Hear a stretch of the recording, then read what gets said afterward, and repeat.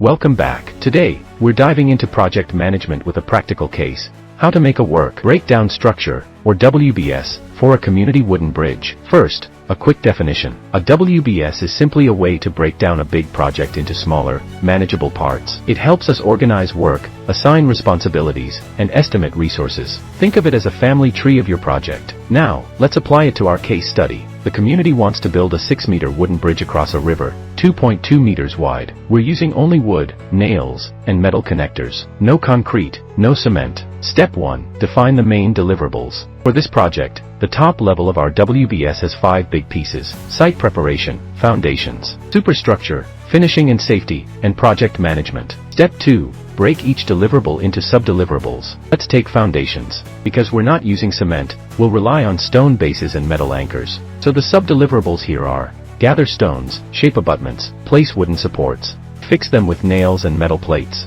Step 3. Break it further into work packages, the smallest manageable tasks. For example, under gather stones, the work packages are: collect stones from the riverbed, transport stones to the site, and arrange them into compacted layers. Fix supports, tasks include: drill holes in wood beams, insert bolts, and tighten with metal plates. Let's look at another deliverable, the superstructure. Level 2, this includes beams, decking, and railings. Level 3, for beams, tasks are: cut timber to length, position beams across abutments, nail beams into place. Decking, saw planks, align them across beams, and fasten them with nails. Railings, prepare posts, fix posts with bolts, and attach horizontal rails. Step 4. Assign responsibilities and resources.